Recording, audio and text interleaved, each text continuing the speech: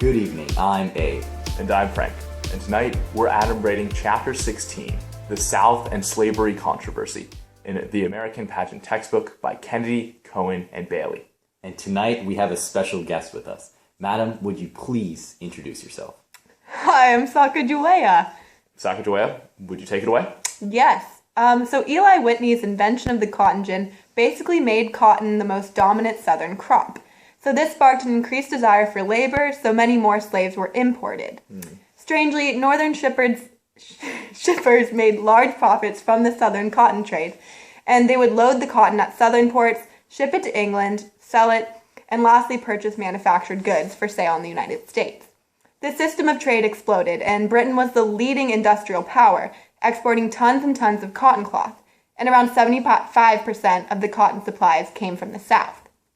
Southerns realized that since the British depended heavily on the South's cotton, they could count on Britain's support if another civil war were to break out.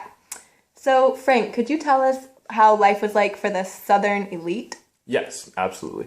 By 1850, around 1,700 families owned at least 100 slaves. Known as the cottonocracy, they represented the classical view of Southern aristocracy. Examples include John Calhoun and Jefferson Davis. Think of Calvin Candy from Django Unchained.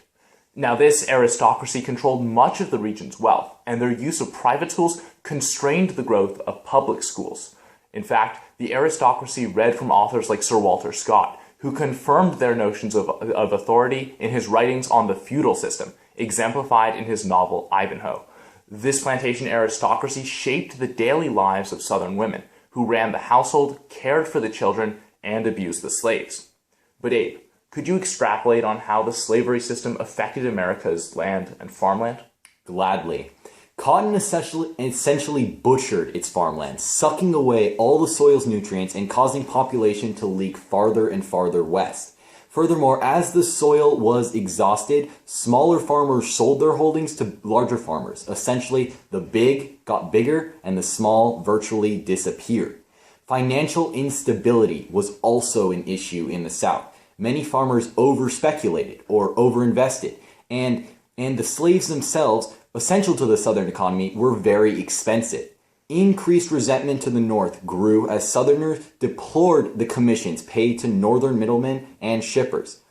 Therefore, the Southerners also disliked how almost all of their manufactured goods, like their clothes, coffins, and tools, came from the North. So most immigrants avoided the South. Fertile lands were very expensive. There was little opportunity for paid work with the slavery system, and 3, Europeans were ignorant about the cotton cultivation process. So, Sacagawea, could you tell me about the Southern hierarchy? Yeah. So most Southern whites weren't super rich plantation owners, but rather smaller farmers who owned around 10 slaves each. Below them on the social scale were slaveless whites, numbering around 6 million. Who grew subsistence crops like corn instead of cash crops like cotton. Some of this class were so poor they were referred to as poor white trash, crackers, and hillbillies. Unfortunately, in a perversion of the American dream, even these slaveless whites argued in favor of slavery because they hoped that one day they'd be rich enough to buy slaves for themselves. Indeed, these Southerners took pride in believing that no matter how poor they were, they still outclassed blacks. A distinct subcategory here was the mountain whites, who lived isolated in the Appalachian Mountains. As they disliked rich Southern planters, they were key in undermining the Confederacy in the years to come. So Daniel, was there a way for these slaves to become free? Absolutely. Blacks in the Upper South generally became free through the emancipation waves that came after the Revolutionary War days, while slaves deeper in the South were freed because they were mulattoes, having a black mother but a white planter father. Some blacks were able to purchase their freedom, and others owned property. However, free blacks were still considered a third race, while they were restricted from certain jobs and couldn't testify against whites in court. Free blacks were detested by defenders of slavery and were also, surprisingly, unpopular in the North. Some states denied entrance to free blacks, depriving them of suffrage and blocked them from public schools. Interestingly, anti-black sentiments were overall strongest in the North. Southerners liked the black as an individual, but detested the race, while Northerners liked the black race as a whole, but disliked the individual blacks.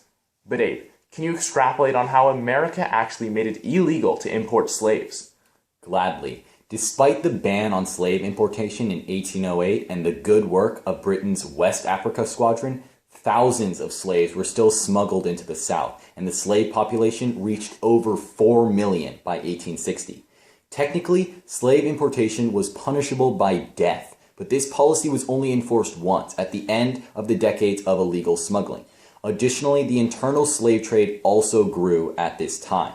On the whole, slaves were treated purely as property, as investment, and were actually given less dangerous jobs than some wage-earning Irish immigrants. Slaves were encouraged to have lots of children. Some were even promised freedom if they produced 10 kids. Families were ripped apart during brutal slave auctions, which writer Harriet Beecher Stowe exemplified in her novel Uncle Tom's Cabin.